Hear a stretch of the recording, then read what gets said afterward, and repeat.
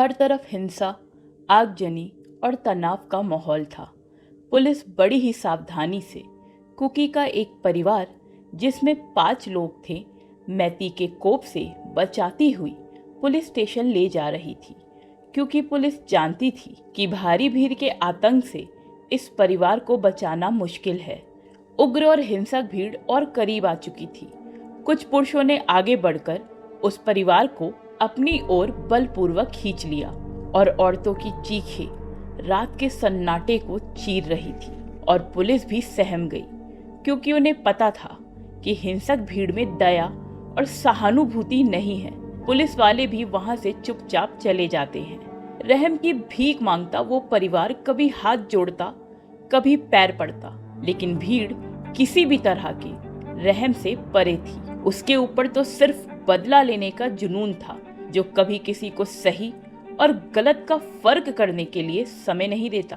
परिवार के 5 लोगों में से पिता व भाई को भीड़ ने मौत के घाट उतार दिया। देखते ही देखते भीड़ उन महिलाओं को खींचते और घसीटते हुए जंगल की ओर ले गया, और फिर जो हुआ उसे सुनने के लिए भी हिम्मत चाहिए।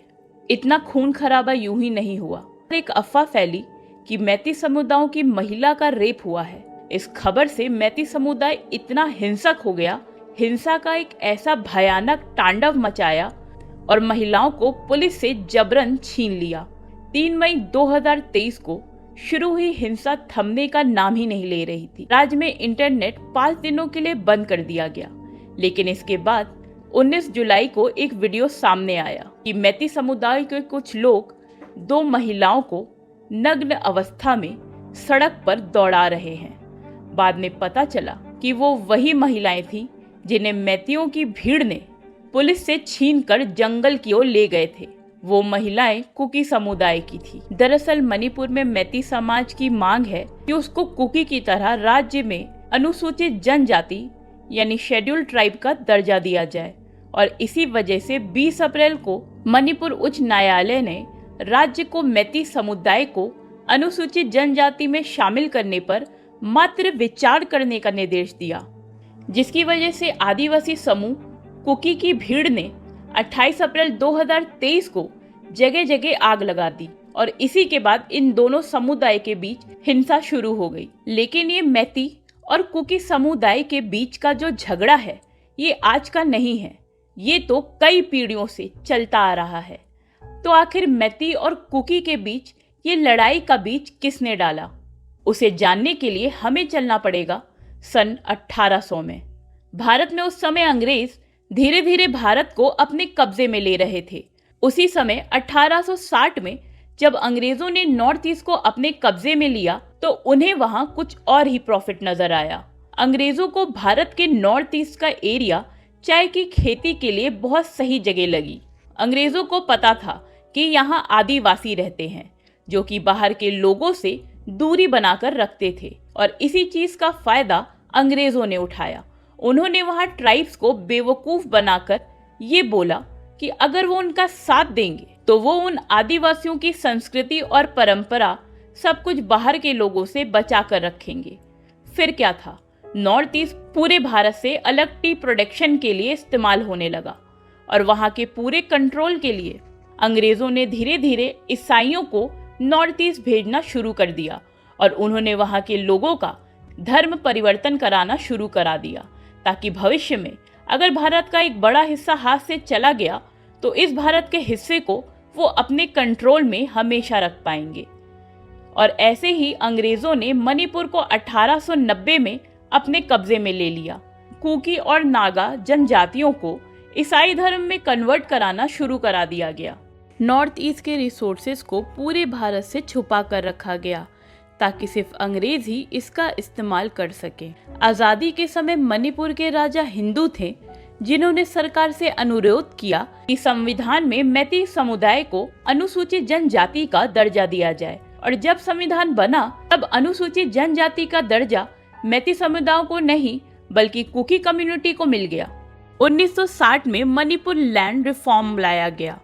इस रिफॉर्म में ये था कि जो लोग ट्राइबल में नहीं आते हैं वो ट्राइबल्स की जगह पर जमीन नहीं ले सकते हैं। मणिपुर में कुकी और नागा जनजाति ईसाई हैं, जो कि माइनॉरिटी यानी अल्पसंख्यक है और मणिपुर की 90% जगह में फैले हुए हैं, जो कि पहाड़ी एरिया में रहते हैं। जबकि मणिपुर आबादी की मेजॉरिटी यानी बहुसंख्यक में मैती समुदाय आता है, जो कि हिंदू है और ये सिर्फ मणिपुर के 10% जगह में ही सीमित है, जो कि घाटी में ही सीमित है। मैती समुदाय की आबादी ज्यादा होने के बाद भी इसे छोटी सी जगह में रहना पड़ता है। तो जब उस समय लैंड रिफॉर्म आया तब मैती और कुकी के बीच लड़ाइयाँ होना शुरू हो गई और कुकी को मदद अंग्रेज पहुंचा रहे थे, वो भी ईस्ट पाकिस्तान और म्यांमार से।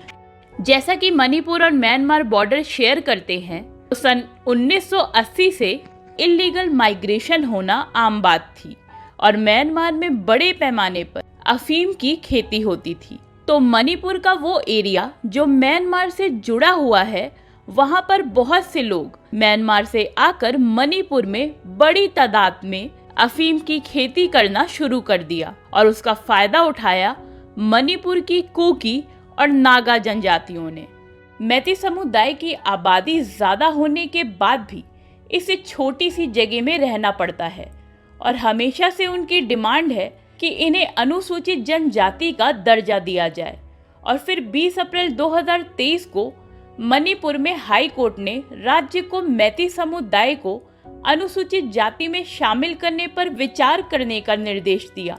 हाई कोर्ट के निर्देश आने से तो विवाद बढ़ ही गया था, लेकिन ये जुड़ा है मणिपुर में पिछले कुछ दशकों से बढ़ रही अफीम की खेती से। पिछले 2 दशकों से मणिपुर में जो जगह म्यांमार की सीमा से लगी है, वहाँ के पहाड़ी इलाकों में अफीम की खेती बहुत ज्यादा मात्रा में की जा रही है। रिपोर्ट के हिसाब से यहाँ 85% एरिया कुकी डोमिनेटिंग एरिया है। अफगानिस्तान के बाद म्यांमार दुनिया का सबसे बड़ा अफीम उत्पादक देश है।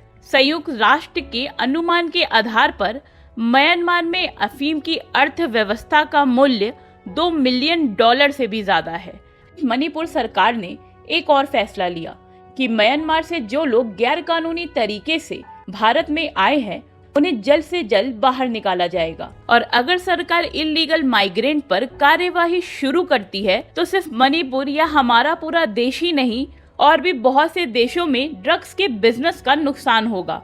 और इन्हीं सब के कारण कुकी समुदाय ने दंगे शुरू कर दिए। मैती समुदाय ने भी बदला लेने के लिए दंगों में शामिल हो गए और इसके बाद मणिपुर की कुकी समुदाय की 2 महिलाओं के ऊपर हो रही दरिंदगी और निर्ममता से भरा हुआ वीडियो वायरल होता है। विरोध की आग जंगल की आग की तरह अन्य राज्यों में भी फैल जाती है। महिलाएं चाहे जिस भी समुदाय या वर्ग की हो, राजनीति और आर्थिक लाभ के लिए उनकी इज्जत का तमाशा बनाना कितना जायज है। कहीं भी छोटी से छोटी या बड़ी से बड़ी झगड़े की बात हो तो बस एक ही बात सामने आती है कि महिलाओं के साथ सामूहिक दुष्कर्म किया गया। हमें ये समझ नहीं आता कि आज महिलाओं की इज्जत इतनी सस्ती और छोटी कैसे हो गई, जबकि पुरुष को जन्म देने वाली स्वयं ही एक महिला होती है।